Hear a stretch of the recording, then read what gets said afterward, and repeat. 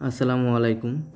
মনে করেন আপনি রুমে প্রবেশ করলেই রুমের লাইটটি অন হয়ে যাচ্ছে এবং বের হয়ে গেলেই লাইটটি অফ হয়ে যাচ্ছে, তাহলে কেমন হবে? অবশ্যই অনেক ভালো হবে। তো আমি এখন এটি তৈরি করে দেখাবো। তো এটি করার জন্য আমাদের প্রথমে লাগবে CD4017 একটি আইসি, একটি IR সেন্সর মডিউল, একটি 10-15 ট্রানজিস্টর। নাম্বারটা ক্লিয়ারলি দেখা যাচ্ছে না, তো এটি C10-15 ট্রানজিস্টর, একটি C18-15 ট্রানজিস্টর,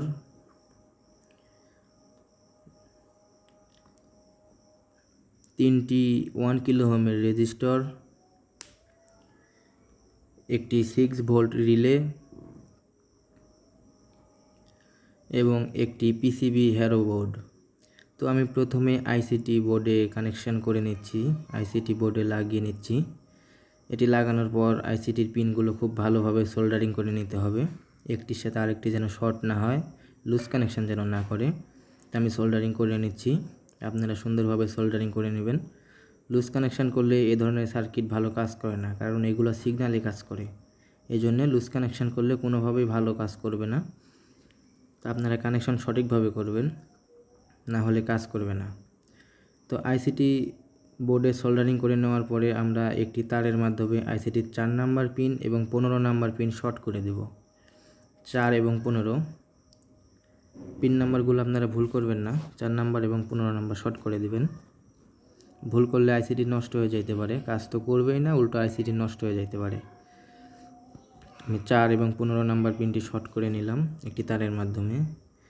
এরপরে আমরা আইসিটির 8 নাম্বার পিন এবং 13 নাম্বার পিন শর্ট করে নেব একটি তারের মাধ্যমে। 8 থেকে 13 নাম্বার পিন শর্ট করে নেব। তা আমি যেভাবে দেখাচ্ছি আপনারা এভাবে করবেন, এভাবে করলে অনেক ভালো হবে। আইসিটি বোর্ডে কানেকশান না করে এমনিতেই কানেকশান করলে খুব একটা ভালো কাজ হয় না, কারণ একটির সাথে আরেকটি শর্ট হয়ে যাওয়ার সম্ভাবনা থাকে। তো এবার আমি এই C18-15 যে ট্রানজিস্টরটি নিয়েছিলাম এটি লাগাই নেব বোর্ডে। আমি যেভাবে লাগাচ্ছি আপনারা আপনাদের সুবিধা মতো লাগাবেন, আমি আমার সুবিধা মতো লাগাচ্ছি। ট্রানজিস্টরটি লাগানো হয়ে গেলে আমরা বোর্ডের সাথে ভালো করে সোল্ডারিং করে নেব, যেন একটির সাথে আরেকটা পিন শর্ট না হয়ে যায়। সোল্ডারিং করা হয়ে গেলে আমরা আইসিটির 2 নাম্বার পিন থেকে ট্রানজিস্টরের 1 নাম্বার পিনে একটি 1 কিলো ওহমের রেজিস্টর কানেকশন করে নেব। আইসিটির 2 নাম্বার পিন থেকে ট্রানজিস্টরের 3 নাম্বার পিন, 1 নাম্বার পিন না 3 নাম্বার পিন, ভুল হয়ে গেছে, 3 নাম্বার পিনে কানেকশন করবেন।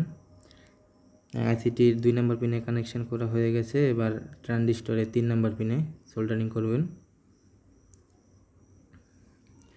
এই যে আমি সুন্দরভাবে কানেকশন করে নিয়েছি, আপনারা ঠিক এভাবে করবেন, আপনাদের সুবিধা মতো আপনারা করবেন।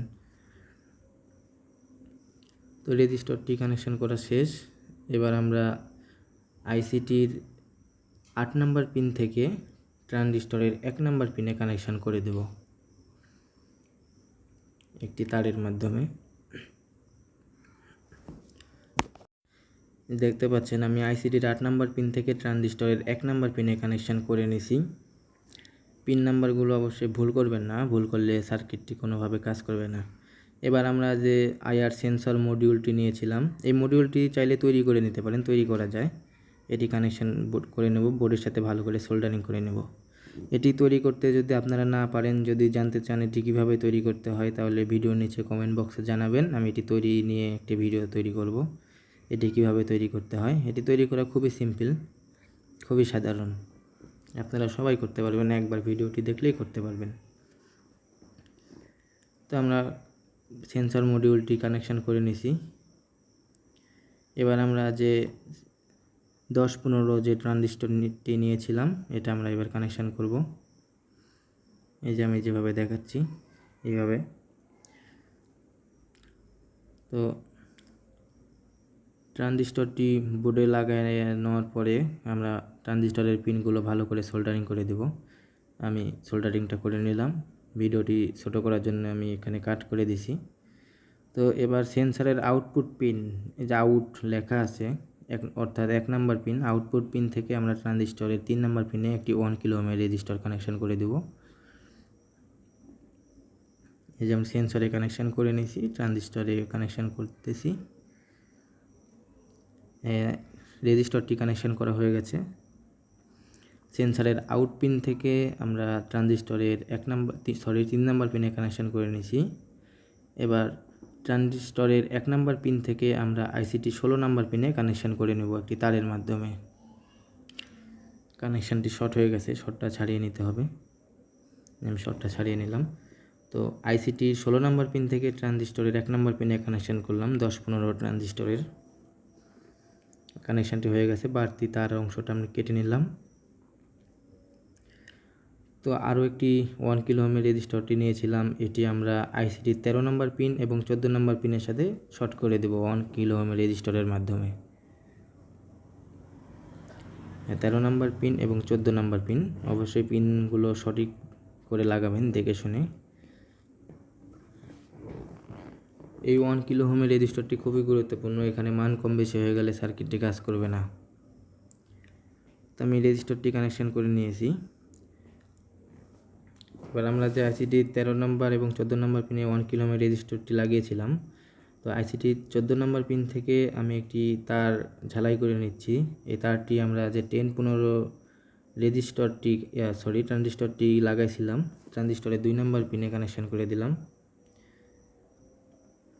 আইসিটির 14 নম্বর পিন এবং 10-15 ট্রানজিস্টরের 2 নম্বর পিনে কানেকশন করলাম। বা সেন্সরের যে গ্রাউন্ড পিনটা আছে মাঝের পিন, এটা আমরা আইসিটির 8 নম্বর পিনের সাথে কানেকশন করে দিলাম। গ্রাউন্ড ভোল্টেজ ইনপুট হবে। এবার সেন্সরের যে ভিসিসি পিনটা আছে, ভিসিসি পিন আমরা আইসিটি 16 নম্বর পিনের সাথে কানেকশন করে দেব। এই সার্কিটে অবশ্যই 5 ভোল্টে অপারেট হয়, 5 ভোল্টের বেশি দিবেন না, তাহলে নষ্ট হয়ে যাবে। তো এই কানেকশানটি করা হয়ে গেল। এবার আমরা একটা এলইডি কানেকশন করে নেব, সিগন্যাল ঠিকভাবে কাজ করতেছে কি না এটা দেখার জন্য। এটা না করলেও হবে, করলে ভালো হয়, দেখা যায় সিগন্যালটি কেমন কাজ করে। তো আমরা এলইডিটি বোর্ডে লাগিয়ে নিলাম। এবার এলইডির পিনগুলো খুব ভালো করে সোল্ডারিং করে নিব। তো আমি এলইডির পিন একটি সোল্ডারিং করে নিলাম এবং এলইডির নেগেটিভ টার্মিনালটি আমরা যে C18-15 ট্রানজিস্টরটি নিয়েছিলাম, ট্রানজিস্টরের 2 নম্বর পিনে কানেকশন করে দিলাম। C18-15 ট্রানজিস্টরের 2 নম্বর পিনে এলইডিটির নেগেটিভ টার্মিনালটি কানেকশন করবেন। এই যে আমি কানেকশনটি করে নিলাম। তো এবার এলইডিতে পাওয়ার দেওয়ার জন্য আমরা একটি 1 কিলো ওহমের রেজিস্টর ব্যবহার করব। এটা প্রথমে দেখানো হয়নি। এলইডির পজিটিভ টার্মিনাল থেকে আমরা আইসিটি 16 নম্বর পিনে একটি 1 কিলো ওহমের রেজিস্টর কানেকশন করে নেব। এটা শুধুমাত্র এলইডিতে পাওয়ার দেওয়ার জন্য, এটি না করলেও সমস্যা নাই, এলইডি ব্যবহার না করলেও সমস্যা নাই।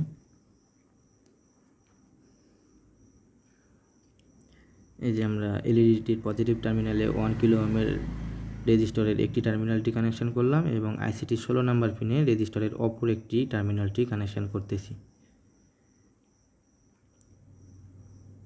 রেজিস্টরটি কানেকশন করা হয়ে গেল। সেন্সরের তারটি ছুটে গেছে, আমরা আবার কানেকশনটা করে নিই। তো আমার এই চ্যানেলে কোনো রকম ফেক ভিডিও পাবেন না, এটা অবশ্যই 100% রিয়েল ভিডিও। আপনারা যদি আমি যেভাবে দেখাচ্ছি 100% কানেকশানগুলো সেমভাবে করতে পারেন, এটা 100% কাজ করবে, 100% কাজ করবে। এটা কোনোভাবেই ফেক ভিডিও না। আমার চ্যানেলে যত ভিডিও পাবেন সব রিয়েল, কোনো ফেক ভিডিও পাবেন না। রেজিস্টরটির বাড়তি অংশটা আমরা কেটে নিলাম। তো সার্কিটটা আমাদের মোটামুটি কমপ্লিট। তো এটি পাওয়ার দিয়ে চেক করার জন্য আমরা একটি লাল তার আইসিটির 16 নম্বর পিনে কানেকশান করলাম এবং একটি কালো তার আইসিটির 8 নম্বর পিনে কানেকশান করলাম 5 ভোল্ট পাওয়ার দেওয়ার জন্য। তো এবার আমরা এই দুইটি তারে নেগেটিভ এবং পজিটিভ, এই যে নেগেটিভ 5 ভোল্ট দিয়ে দিলাম, আমি পজিটিভ 5 ভোল্টটা দিয়ে দিলাম, এটি সিগন্যাল চেক করার জন্য। তো দেখুন সেন্সরের সামনে হাত নিয়ে আসলে এলইডিটি অফ হচ্ছে এবং অন হচ্ছে। তো লুজ কানেকশান হচ্ছে কোনো জায়গায়, হ্যাঁ এই যে দেখতে পাচ্ছেন খুবই সুন্দরভাবে অন অফ হচ্ছে। এটা এই সেন্সরটি আপনারা দরজার পাশে লাগাই দেবেন, লাগাই দিলে রুমের ভিতর প্রবেশ করলে লাইট অন হবে, বের হলে লাইট অফ হয়ে যাবে। দেখতে পাচ্ছেন খুবই সুন্দরভাবে সার্কিটটি কাজ করতেছে। আমার এখানে অতিরিক্ত আলো থাকায় খুব একটা ভালো কাজ করতেছে না। আলোর পাশাপাশি সেন্সরটি রাখলে একটু সমস্যা করে। তো দরজার পাশে লাগালে সমস্যা নাই, কারণ দরজা থেকে রুমের লাইট অনেক দূরেই থাকে, কোনো রকম সমস্যা করবে না। তো এবার আমরা একটি 6 ভোল্ট রিলে নিয়েছিলাম। রিলেটির পজিটিভ টার্মিনালটি আমরা আইসিটির 16 নম্বর পিনে কানেকশন করে দেব।